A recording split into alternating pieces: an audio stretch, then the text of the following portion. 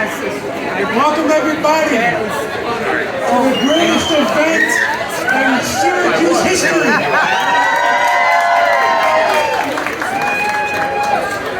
We're going to be a little redundant today, but as Father Kevin said, 14 years. Personally, I don't think that's that long. 20 years left. But to the people that came here from all over the country and the world, our Ireland crew, God bless them. California, Father Kevin said, people from all over. God bless us for being here. God bless Mary Kay and Michael, although she was referred to Mary Ann a couple times. But me and Mike have been together as partners in various ways, for various reasons. There's tons of stories to tell. We're not here to talk about stories, we're here to celebrate today. We're here to celebrate Mike and Mary Kay. And we're so glad to be here as friends, as family, and people that love them with all our hearts. And I'm glad to be here as their best man. So I just want to say, Sláinte!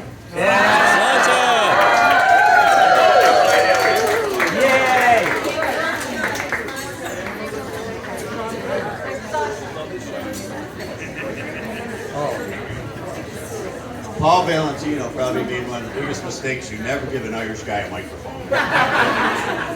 Sit down, everybody. We'll keep it short. We'll be into dinner by 6. Okay?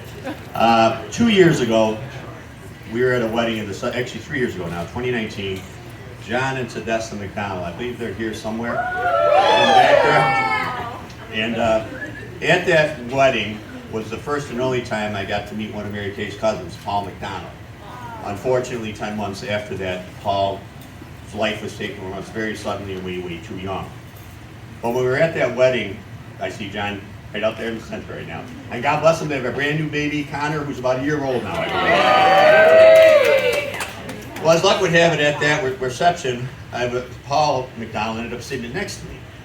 And he turns to me, we sat right down, and he says to me, "So Mike, how did you and Mary Kay meet?" And I told him the truth, which I think a lot of you people don't really know this. I turned to him and I said, "We met at ChristianSinglesMingle.com. And he looks at me and he says, "Really?" And I said, "Yes." And he leans over me to see Mary Kay, and she's talking to her cousin and his wife, and he leans back and he looks at me, "Are you serious?" And I said, "Yes," or as we call that in Syracuse, Coleman's.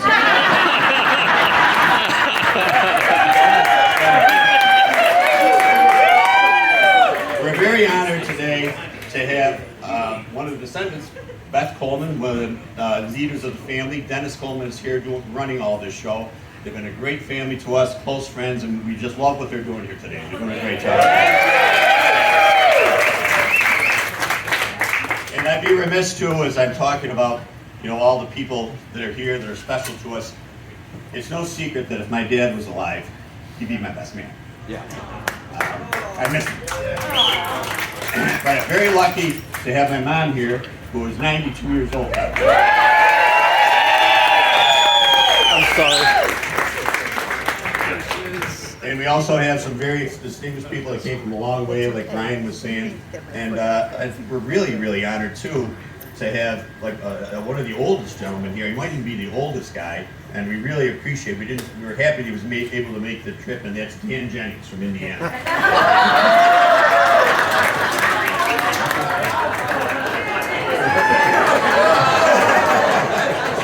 But getting back to how we met, on December 15th, 2008, I happened to wander into Coleman's. I was meeting Kevin Ryan, a friend of mine here, who wasn't able to make it. And I see Mary Kay, her sister Eileen, and Colleen Haggerty. Well, we end up starting to chat. All of a sudden, before I know it, this beautiful woman is right next to me, and we're chatting away. She's beautiful. She's got beautiful blue eyes, the dark hair. She's intelligent.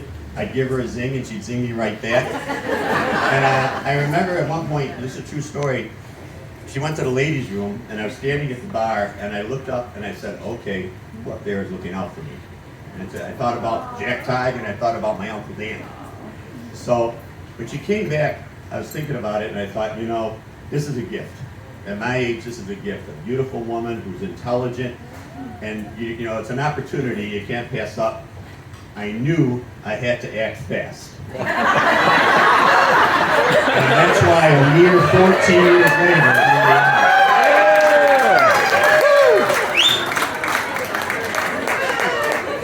Now earlier today, so we meet there at Coleman's that night, and earlier today in the Mass, you might have heard us pray for Rupert King, and we also prayed for all of our military people. We have a number of veterans here today. We have a number of active military now that I'm married to Mary Kay. I also have two nephews, one who's a major in the Marines and one who's a first lieutenant.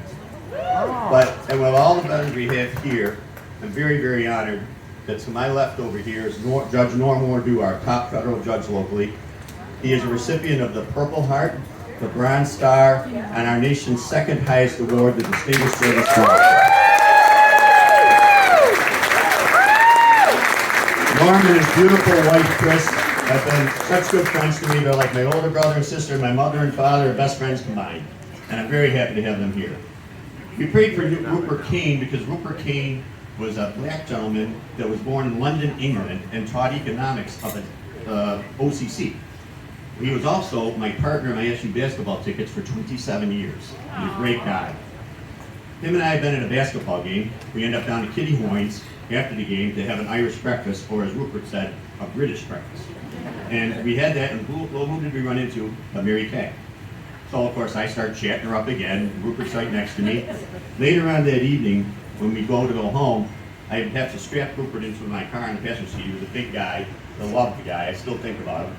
And as I get in and I'm pulling away, Rupert looks to me and he goes, "Mike, you are going to marry that girl." And I looked, it's a true story.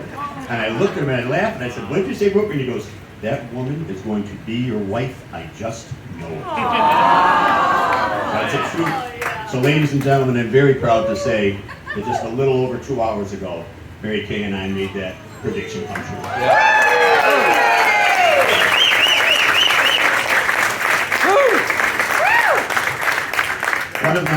One of my favorite poets is a modern poet. He's passed away now, Robert Sexton. He hails out of San Francisco. And last year I gave Mary Kay on her engagement 2 framed prints of his, and she doesn't notice that next week on honeymoon she has a third one coming. But one of his poems that I love that I presented to her last year is something I'd love to use today. And that is in my toast to my new bride. Across the years we go, through green forest and on shores of sand, you will always have my hand. Just screwed it up. Across the years we go, in deep green forest and shores of sand, you will always, in here and in eternal life, you always will have my hand.